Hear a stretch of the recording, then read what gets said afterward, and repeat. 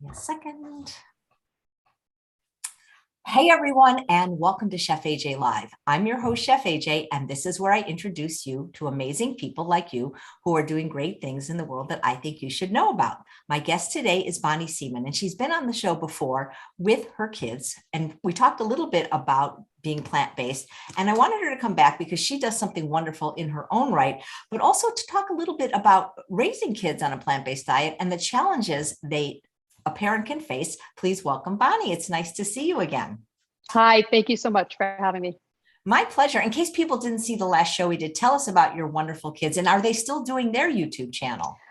So the kids started a vegan kids YouTube channel, and they haven't been posting so much. They've been really busy with school. They really wanted to try and influence a lot of other kids to go plant-based. And so that was kind of the impetus behind the channel. Sometimes if you've watched it before, they tend to do some of the vegan junk food, which I'm not so happy about, but whatever it takes to kind of transition, like their friends into it. And sometimes, they'll have their friends on to kind of give an unbiased review of certain products. So yes, they're still doing it. Just kind of slow. That is fantastic. So many parents talk about the challenges of having kids eat healthy in general, not even plant-based. Tell us what your journey's been like with them, how old they are, and what it's like, and what advice you can give to parents that are just trying to get their kids to eat some vegetables. Oh my God, the struggle is so real. So my son is 12, that's Chad, and Chad will eat anything I give him. The only thing is he wants to know what it is. So he'll hold it up and he'll be like, what's this? Oh, it's a Brussels sprout. Okay. And he'll just eat it. So he's really, really easy. And he loves to eat this way because he knows he can eat as much as he wants pretty much. So he likes that. He likes that he can have a second serving. And what's really wonderful is with Chad is that Chad, the first thing he'll do if he's still hungry, he'll walk to the fridge, he'll grab an apple, he'll grab a banana, he'll grab carrots, celery, anything like that. That's his first choice. My daughter Emily is 10, and it's much more difficult with Emily. So Chad grew up having a lot of allergies. I mean, he was allergic to almost everything except for nuts. And so he's had dairy, but he had dairy really early on, and we didn't realize at the time that that's what was making him sick when he was, really little, when he was about 2 and 3. And then, but Emily grew up having dairy. So with Emily, it's a real struggle. And so, she really seeks out sugar. She seeks out, junk food. She wants all those kind of vegan dairy substitutes. And so I keep telling her, I said to her the other day, I said, why don't we do go off sugar just try going off of all processed sugar for a week. And she was like, Mom, grab a pillow, grab a blanket, and go lay on that couch because you must be dreaming. And I was like, really? So it's just hard that, she goes to her friend's house and everything's there and she wants to be, part of the group. So she knows how I feel about it. And, she's much cleaner than a lot of kids, I should say, with the way that she eats. At what age did you transition them to a plant-based diet?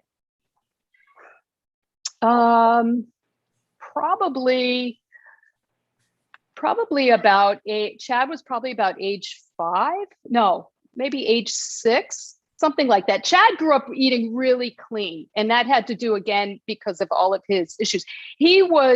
I'll tell you, he was in the 8th percentile for weight when he was about 3 years old. And his pediatrician said, Mom, you need to feed him.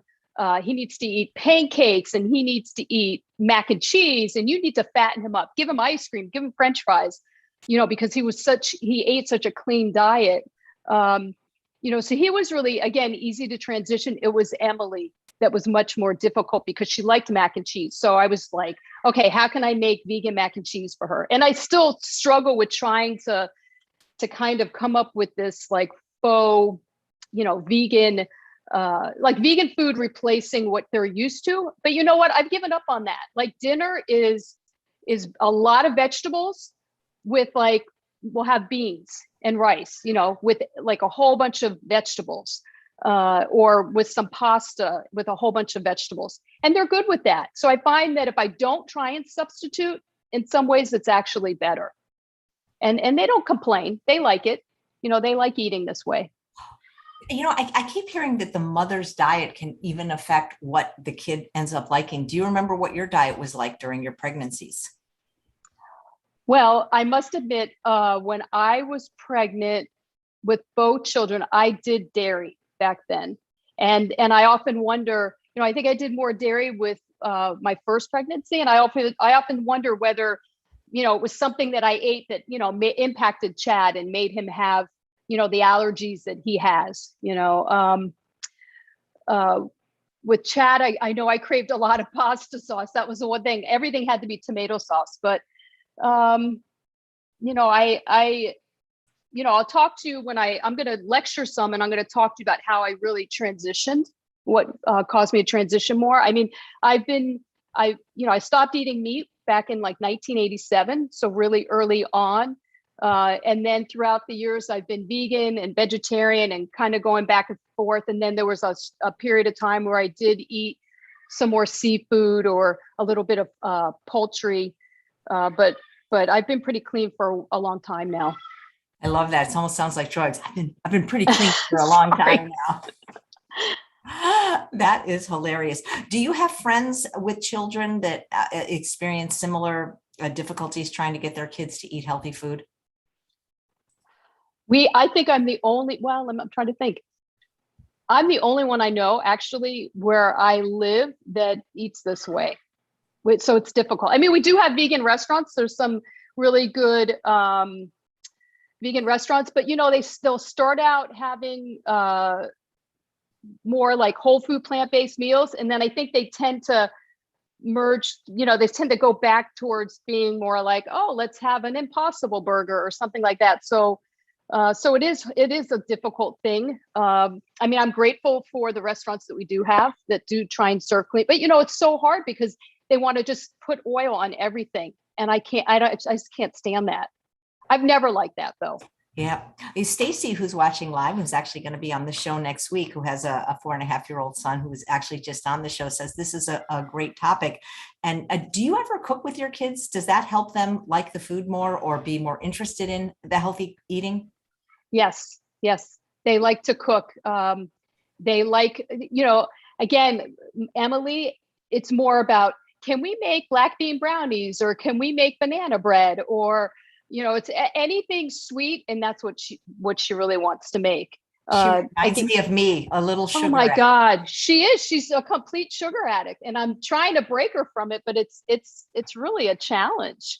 Again, it's so difficult because her friends, and I know parents, they work really, really hard, and I'm one. I work really long hours, and my commute's a long commute, but I must spend a great deal of my weekend just doing food prep. And it's really important. It's something that matters a lot to me. And again, I don't mean to say anything against their friends' parents, but we're the only family I know of that eats like this. A lot of them are eating a lot of processed foods, or a lot of drive-through food as well. So yeah, that's got to be tough. You said you work long hours, so you're some kind of an artist. I know you're going to talk about that. Yeah, I am. Right now I'm an administrator, but before I was an administrator, I divided my time being a faculty member and educator, and doing my artwork that I'm going to share with you. Oh yeah, I love art, and if I had, I just love I'm not very good, but I love to paint and take art classes. It's one of my passions, and I love to go to art shows. And I'm a very frugal person when it comes to buying things, but like art is really hard not to buy when you see it and it's beautiful. Well, hopefully you'll like my work. I'd love to see it because I love to know what you do. And did you go to school for art? Do you have a degree in it? Or? I did. I have a Master of Fine Arts from University of Massachusetts, Dartmouth. And so That's the highest degree. That's a terminal degree in art. Well, still, that's pretty impressive. What is your media? It's ceramics. I do primarily ceramics, but then I incorporate some glass elements within the pieces. Wow. Do you teach by any chance, like art? I do. Again, for a really long time, for about 14 years, I taught at the University of Miami. I taught in their ceramics program, and I taught ceramics and glass classes. Primarily now because I am an administrator, the only class I really teach is an art appreciation class. So I miss being in the studio and really working with the students.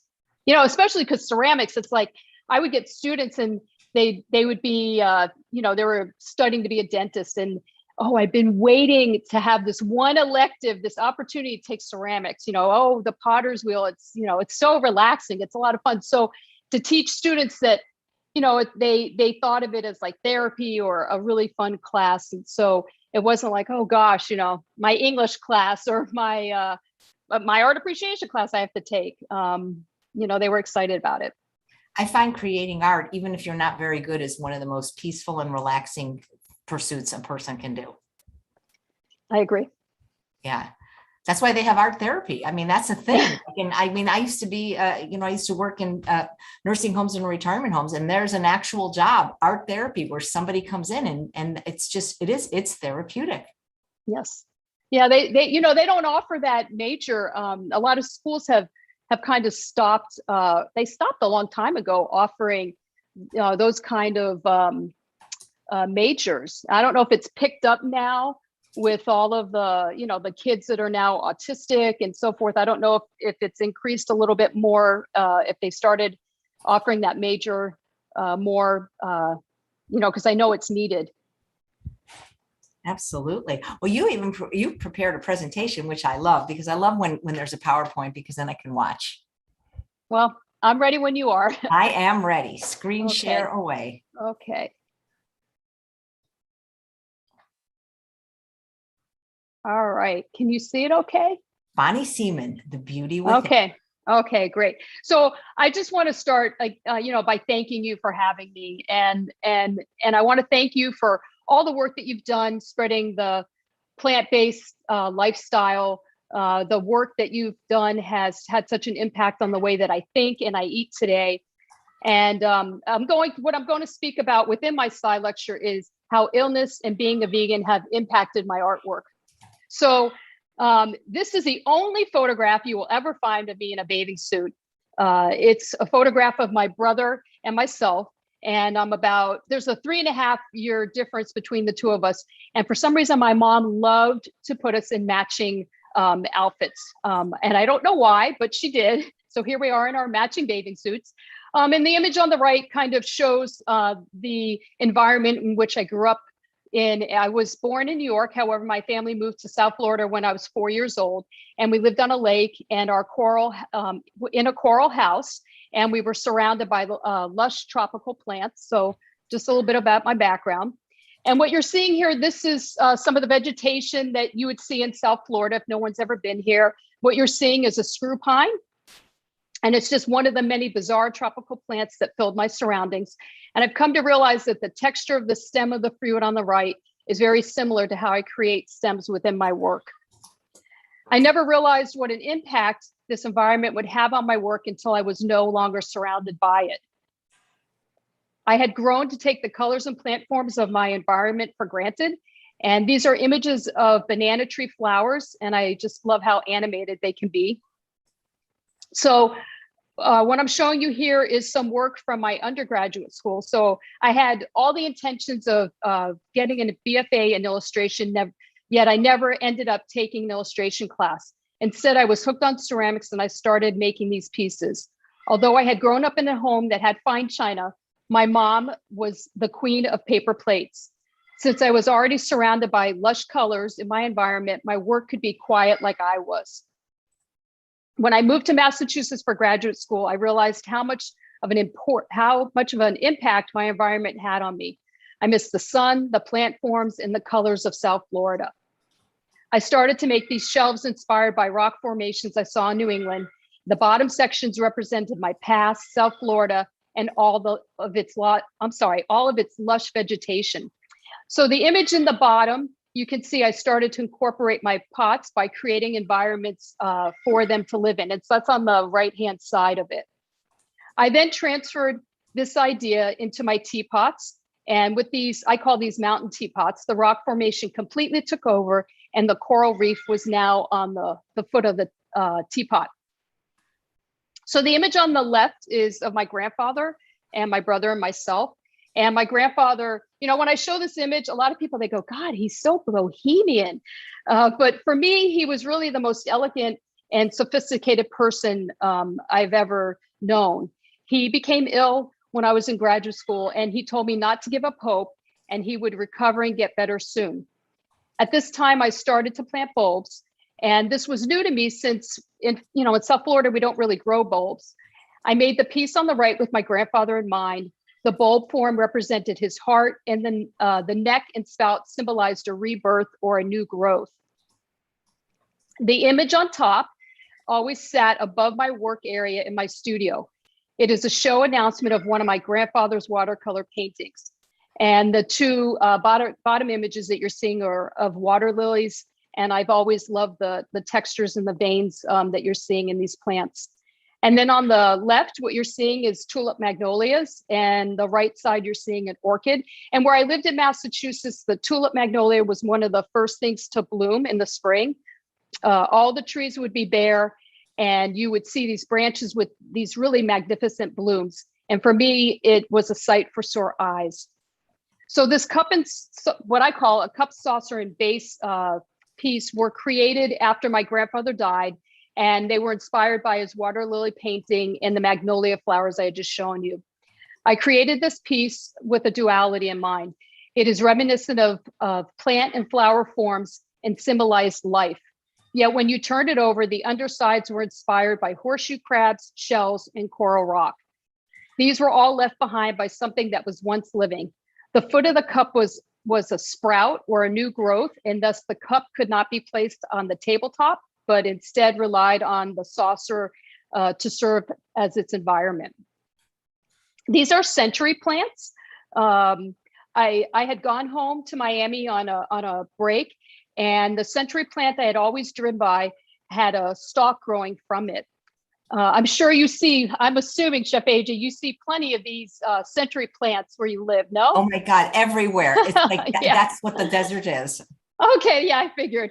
And so I had never seen it where it had bloomed. And so one day, I drove by and it had this stalk growing from it. And so I asked a friend of mine about it, and she said, oh, it blooms, it's a plant that blooms once in its life. And when it blooms, it has this tall, flowery stalk, and it's really magnificent. And so I made a point of watching it every day. And one day when I drove by, just before it had bloomed, someone had cut it down. And I was so horrified and upset that this plant that blooms once in its life was denied of this. So I went back to school and I made this piece inspired by the century plant. And the image on the right is the bottom of the pouring vessel that you're seeing here. And it's similar to my cup, saucer, and base piece, where this ewer could only be placed in the base or home. I had really started to use my pieces to talk about life, death, and the struggle for survival. And many of my pieces had new growths that represented a rebirth. These often sprouted from objects like barnacles that symbolize death, since they are left behind by something that's once living. Just to give you an idea of the scale, this pouring vessel was about 24 inches tall, and the entire piece is made of porcelain. So the image on the left is a studio shot of Christine Federici, and the pieces on the right are examples of her later work. These totems are about 63 inches in height, and she was my best friend, my mentor, and a second mom to me. And I've never been closer to anyone as I was with her, except for little Emily now, my daughter. When I was in graduate school, Christine was diagnosed with stage 4 breast cancer. And it was not only shocking because of, obviously how close we were, but also because of how young she was. And so I started to think about how someone could look so healthy on the outside, yet be so sick on the inside. And I wanted to make pieces that were really strong and beautiful. And at the same time, I thought a great deal about my own health and became intrigued with the process in which our body fights disease. I had been, vegan and vegetarian, as I had mentioned before, since 1987. And I selected to make pieces whose function was to house food items that were bad for our health, like this butter dish. So when you looked at it with its lid on, which is the top image, it looked like a flower form. Yet as you lifted its lid, there was another piece on the tray that could be lifted and revealed the inside anatomy, exposing that there was something not quite right inside. I continued to make these butter dishes, pushing the concept of making functional pieces that one would not want to use. Once again, it was meant to be beautiful from the outside, yet once the lid was removed, it revealed an inner tray that could also be removed, exposing another layer of anatomy. With this larger serving tray, the anatomy was now exposed on the outside of the piece, and I wanted for it to seem as if the leaves were pulled back to reveal the interior. Here's another example of a large serving tray, and these are about 18 inches long, also made of porcelain. So this is the inside, and then the view of the exterior. So if you wanted to have cream with your coffee, you would have to touch this handle and pour it out of this spout made of muscle. I like the dichotomy within my work. The handles ask to be grabbed, yet some people struggle with this when they realize what the handle often represents. And then there's this other side of me that likes to make more simplified pieces, such as the bowls that you're seeing here. I'm inspired by Art Nouveau and referencing nature within a functional form. And here are some images of some tall vase forms that I've done, and a few examples of some cups and saucers with similar themes. And my work's not meant to be morbid. It might come off as such, but it's really meant to show the beauty that's within us and within nature. I look at how plants grow, and with these tall ewer forms, it's meant to be a hybrid in which the leaf forms and muscle structures come from one another. So these leaves come from Savoy cabbage leaves. That's kind of, I made a mold and then created them that way. And I find that how I choose to glaze my pieces really has an impact as to how they are perceived. Are they inspired by plant forms, seed forms, or human anatomy? So the world's largest producer of pomegranates has an extensive collection of art inspired by pomegranates. It's actually in their collection. I don't know if it's moved, but it was in LA. So I was commissioned by them to make a piece for their collection. And it was really important that I capture the juicy, for me it was, that I capture the juicy, fleshy quality of pomegranate seeds. I knew I had to make the seeds out of glass. This was, this way I could capture the translucency and the depth that actually exists within the seeds. And this commission, although I hate commissions, wound up being the best thing for me because it wound up changing my work. I now started to incorporate the seeds and the textures found that I had found within the pomegranate, and started to eat a lot of pomegranates. All of my pieces start off on a potter's wheel, and then they are built by hand, and I later carve or draw into the clay surface to create the textures. I found that the inside structure of the pomegranate could reference the inside of bone or cellular structures. With this teapot, the seeds could refer to, for example, some blood droplets. So I'm an avid collector of ceramics, and I have a large collection of I Ching teapots. And so what you're seeing here in these images are just a few of the I Ching teapots that I do own. And I own so many of these. I'm a little embarrassed to say how many I have. But teapots that we know, I think some people might think of teapots coming from England, but the teapots really originated in I Ching, China. And they have heavily influenced the work that I create. These teapots can often have moving parts that you discover as you pour tea. So for example, some of these teapots that are within my collection they might have like a little monkey or a dragon head that when you use it, they pop out. Or the pot on the top left that you're seeing, the seeds of the lotus flower, it'll move as you pour the tea out of it. So these two teapots were heavily influenced by that lotus I Ching teapot that I just shown you. And they have moving seeds as well. And they make a noise when you actually pour liquid through them, like, you know, the seeds rattle. Oh, shoot, I skipped an image. Oh, I guess it disappeared. I had, sorry about that. The teapot now became a vehicle for this focal point that dominated the work.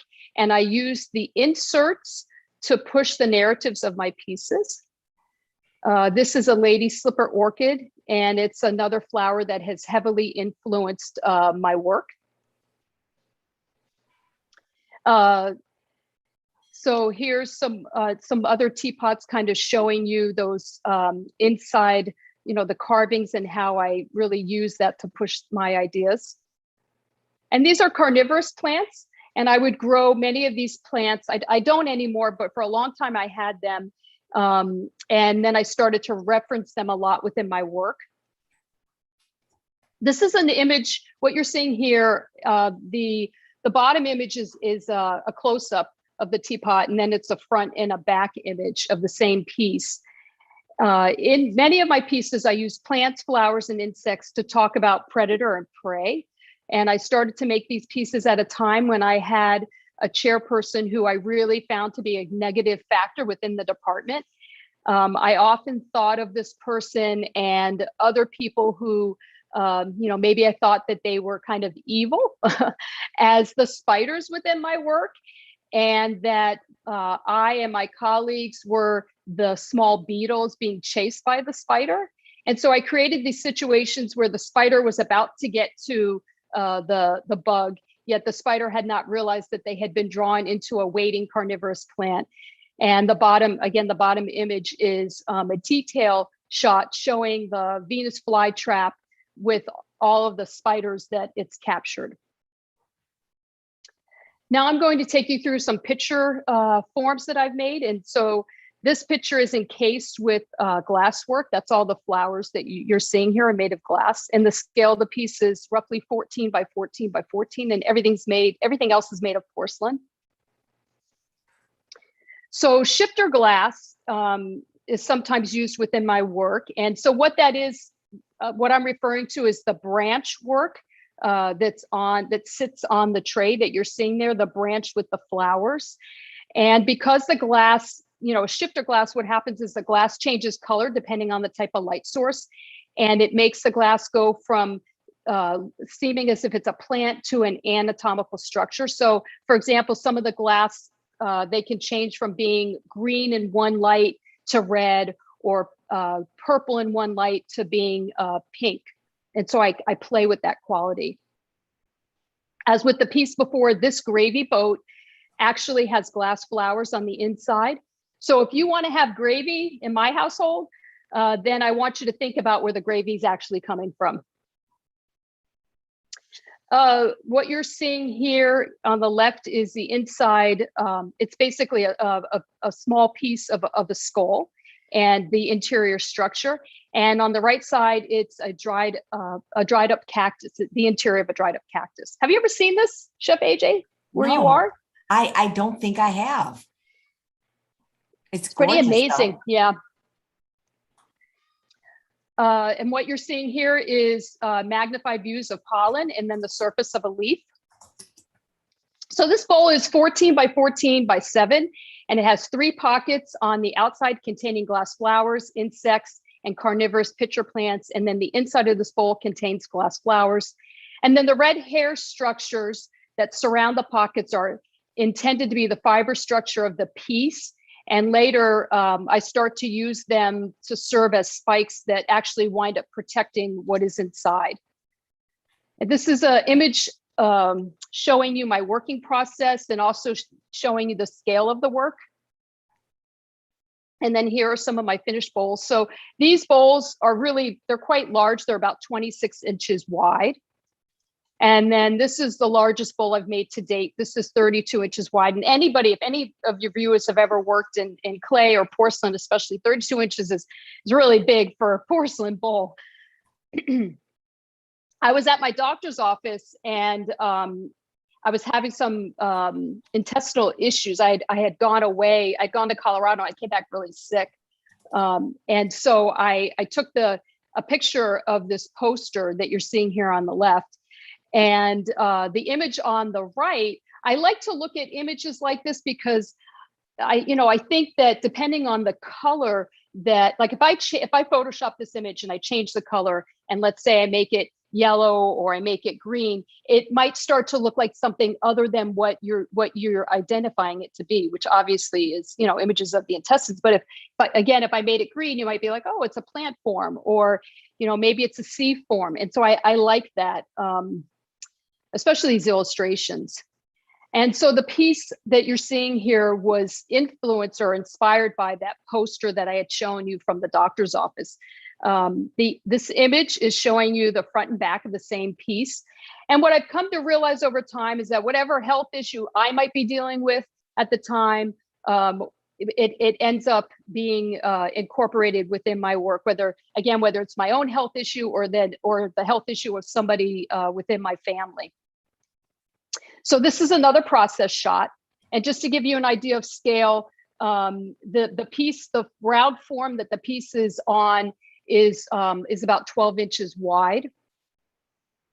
Another process shot. And then the finished piece, which it's actually 44 inches tall and it's 19 by 19 inches wide. So I was pregnant with twins and I had lost one of them when I was 9 months pregnant. Chad, so Chad's actually a twin, and his brother wound up getting tangled in his umbilical cord when I was 9 months pregnant. And so I made these two pieces and based off of that. So the piece on the left is made of two separate rib cages, and then the piece on the right talks about the loss that I was feeling inside. And these two images are of the same piece. Again, kind of, I don't want to say front and back, but kind of that. So this piece has 4 pockets and it has glass flowers and then the insects on it. And these are some other images that I tend to look at or be inspired by. And then the work that kind of comes from looking at, forms like that. This ewer is 17 inches high by 14 by 14. That's the tray. And then again, everything, all the flowers, the branch work, the bugs, they're all glass work. It's like torch work, flame work. And the rest of it's made of porcelain. And then this is the last image of my ceramics, but I have a few more images I'm going to show of some other things. But this vase is 26 by 18 by 18. And I'm showing you the front view and then the side view, and it's constructed out of 2 pieces that were started out on a potter's wheel. And then these are 2 of my finest creations. My son Chad, who was the twin that survived, and then my daughter Emily. And so I had with my son, other than obviously the loss of his brother, I had a really great pregnancy, no issues whatsoever. I started out, I don't want to say I was super thin, but I was average weight. And my doctor was like, you know what, you're having twins, you got to gain 50 pounds, which was awful. I wish he wouldn't have said that. And so I really, after my daughter was born, I had a good pregnancy with her as well. But after my C-section, I started to have a great deal of swelling. Like they pump all those fluids into you when you have a C-section. And I remember asking my doctor about it, and she was like, oh, don't worry, the swelling, all of that will go down. And then when I went for my 6-week checkup, I asked her again, and I was like, gosh, I have all this edema, all this swelling, what do I do? How do I get rid of it? And she was like, you should have gotten rid of that already. And she said, it's either heart failure, liver failure, or kidney failure. And here I just had a baby, 6 weeks old. I'm like, what do you mean? So it really freaked me out. And I started to see all these different doctors, had all these different tests, and nobody could explain my edema to me. One doctor said, oh, it's because you're anemic, but nobody could really explain it. And everyone just said, just lose a little bit of weight. So this is an image of me, around that time period, right after having Emily, kind of showing you my weight there. And I knew I wanted to be around for my kids. My father had died. He died at age 54. And, obviously I had kids. I'm an older parent. And so I started probably right around the time I really got really serious about being plant-based. I started watching my mom's health decline as she had Alzheimer's. And so I watched the film Forks Over Knives, and I made my husband watch it with me. And I immediately stopped having all dairy because of Dr. Colin Campbell's research. And, I really felt like for the first time, I was like, God, I feel like I've been lied to by our government and everyone else about what's good for us and what we should be eating. And I kind of went down this rabbit hole, and I continued to research, and I read as much as I could, and I watched as many films as I could, and I read the China study and books by, you had the Esselsteins on. Gosh, for me to follow the Esselsteins, they're hard, they're amazing. And Dr. Greger, Dr. Furman, and Dr. McDougall. And so they have really inspired me. And so I went whole food, plant-based. And because I ate this way, my family does now. And because of, Dr. Esselstein and of course, Chef AJ, I've removed all oil from our diet. You cannot find oil in our house. And we now spend our time growing vegetables, and we do a lot of sprouting and a ton of food prep. So here my kids are doing some food prep. And as you can see here, this is the start of our typical food prep that we do on the weekend. And as I mentioned earlier, so I just make all these vegetables, and I don't, sometimes I might make like a main dish that's really seasoned, but a lot of times, I won't do too many seasonings. So for example, if I'm cooking broccoli, I really won't do too much to it because I'll use it in many different types of dishes. And so I make the food for the entire week. All of the, breakfast, lunch, and dinners are already prepared from the weekend.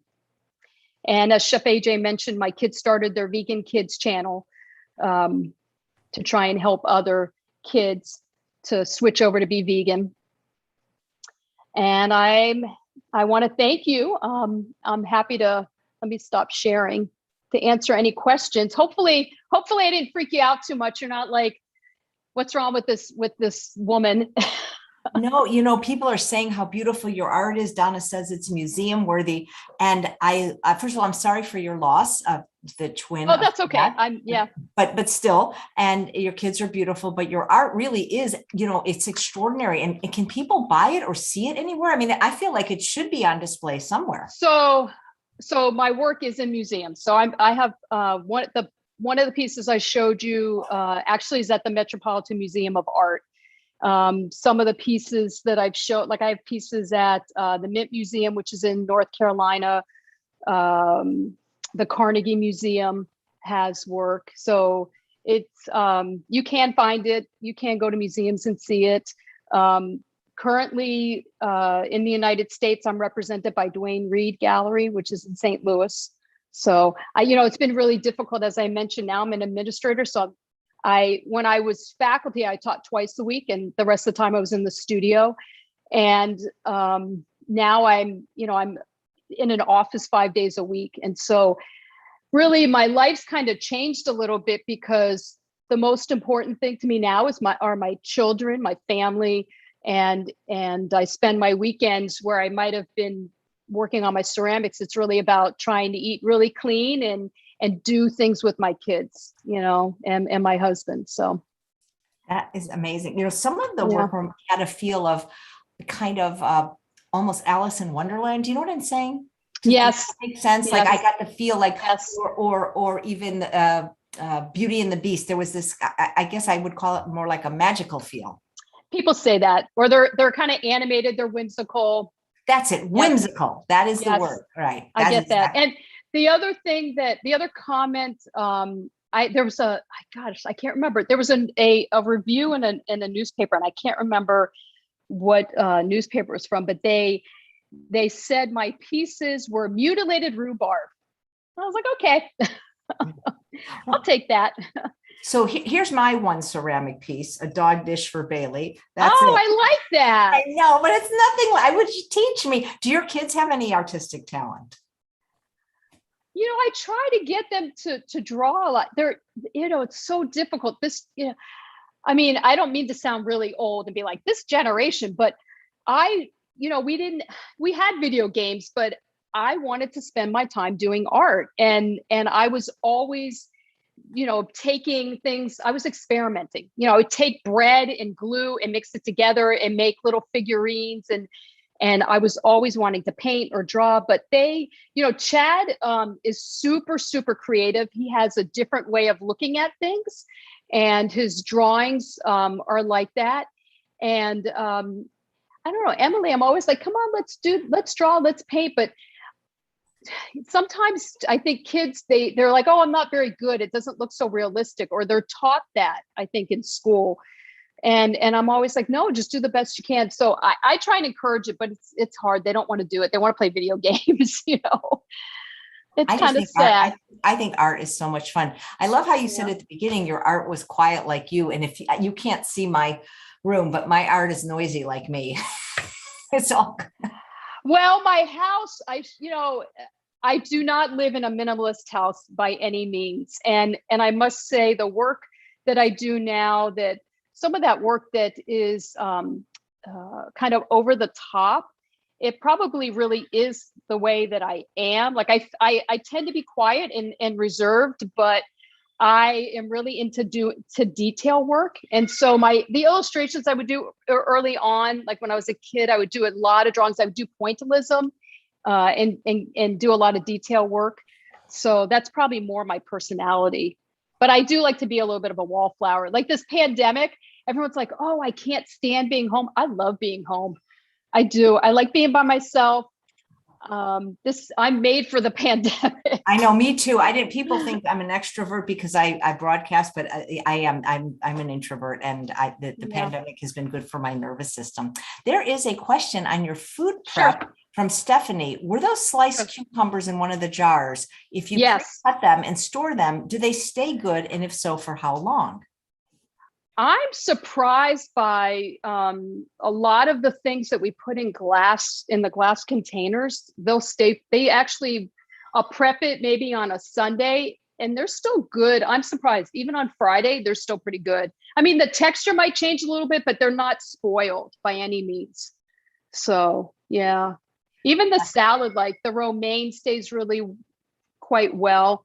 I think sometimes we'll get, like, I know you like to do a lot of pre-packaged, like cut greens. I know that you tend to do that. Sometimes, we'll get some salad like that, and that's where I find where things don't last as long. Like the Brussels sprouts, like we get that mixture where it's kale and Brussels sprouts. It's like a salad mixture, and then the Brussels sprouts will start to turn. But when we do it ourselves, like I have peppers that are still good that were prepped last Saturday, and they're all sliced up and they're in a glass container. So they're still good. That is fantastic. What are your children's favorite meals? Oh, Chad loves, I take tofu and I cut it up into little chunks and I marinate it in like a teriyaki sauce I make. So it's got, garlic powder, onion powder, some ginger powder. I put a little bit of vegetable broth and a little bit of soy or miso in there, and I let it marinate. And if I can marinate it overnight, I do. And then I take it out and I partially air fry it in the Breville, which thank you for introducing a Breville to me. It's my favorite appliance. I'm an appliance person like you are. And so I air fry it for about 20 minutes in the Breville. And then I take it out and I put it in a little bit of barbecue sauce and mix it around. And I put it back in the air fryer. And that is by far, he devours it. It's for somebody, if you're trying to transition and you want something really kind of meaty, that's not like a Impossible Burger, like something that's really bad for you and filled with all the oils and so forth. To me, it has like this texture that's very meat-like. And so he really loves that. With my daughter, I don't know. I'd have to Sugar. Yeah, I was gonna say something baked. There's a banana bread. You know what she loves? I told you this last time. Her favorite thing is your cinnamon bun with the I know, with the frosting, icing. Oh, I love those. And those freeze really well, even after iced. I have them in my freezer now. They are fabulous. They're like cupcakes. She's like, anybody would be convinced with this icing. She loves that. That's her favorite. That makes me so happy. You can't really teach art online as good as you can in person, can you? I know that I've tried with the pandemic, and I like, when the teacher comes over and takes my hand and, shows me how to do things. We're having that debate right now at my school. We are, because the students, a lot of the students, they want to stay home. They find, everyone can get a job these days. So why should I go to campus when I can be at my job and I can be in class at the same time? And so we're trying to get students back in the classroom. And so there is a debate right now about that with my faculty.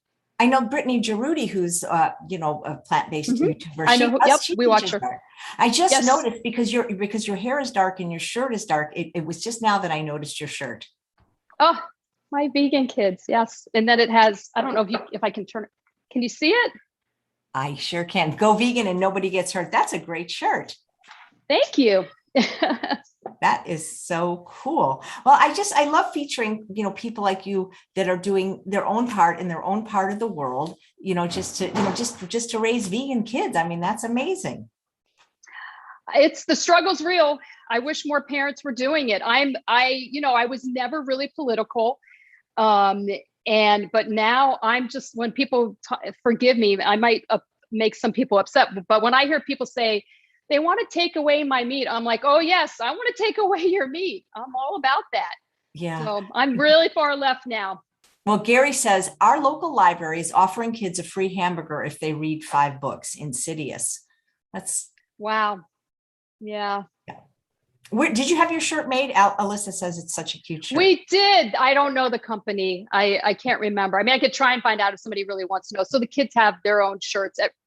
Everyone got to pick their design. It seems like they haven't done a YouTube in a while. How can we get them back into making videos? They made one a couple of weeks ago. They did. Trader Joe's came out with a bolognese, vegan bolognese sauce and a pasta that's a new pasta, and they did it and they edited, and we were like, oh my God, it's like the editing was so bad. So they need to reshoot it. It's hard, it's like they want to do it. They love the process. They like the eating part and trying new things. And again, having their friends do it. But it's for you, it's a lot of work. You do so much to do what everything you do. It just amazes me. You're like a workaholic. Yeah. I am now. I am. Yes. Right now at this stage of my life. I am. So, the editing of the videos and posting it and writing everything, it's not as much fun. So there's so many videos that they shoot and then it just sits on the camera. Well, maybe they can outsource the part they don't like because they're so adorable when they do their episodes. Oh, well, thank you. We'll get them back out there. Yeah, well, maybe they can come on again. Tell them, Chef AJ. They would love that. Well, then tell them to get going. I'm booking for July. Tell them, and that's summer, okay. So maybe they're not as busy. That would be great. I've told Emily maybe it'll be easier for her because she started shooting some of these videos about kind of the struggles that she does have with eating vegan and being. She just ran out here. She wants to see you, and being really clean. She can't hear you though. Hi, Emily. Hey, Emily, I'm booking for July. Would you and Chad like to come back on the show and make a couple of recipes?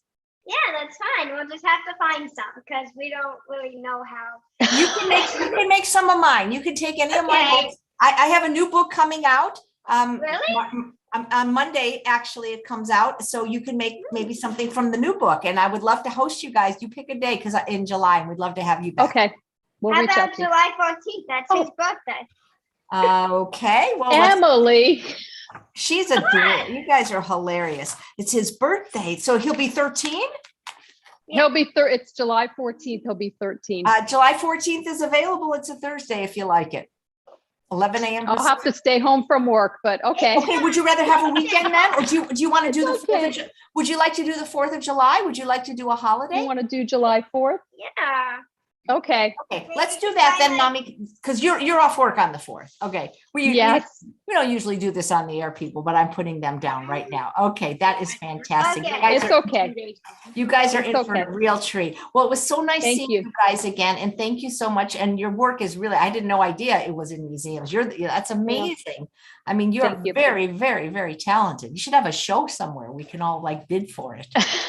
Okay. Thank you. Okay, thanks so much. And guys, we'll come back obviously Okay. tomorrow, please, when Dr. Melissa Sunderman is going to talk about how to get motivated to change lifestyle habits, especially exercise. But make sure you come back now on July 4th when Emily and Chad are going to be cooking maybe my recipes, maybe theirs, who knows. Thanks again, Seeman family. Take care. Bye-bye. All right. Thank you. Bye. Bye. That's fine after Seeman. Bye-bye. What did you say? So they're Pine. I kept my last name. I'm because of my so artwork. sorry. I did It's not okay. know that. Pine and Seeman. Okay, It's okay. Pine Seaman family. Sorry about that. Thank you. It's All right. okay. As my Bye. father said, I stand corrected.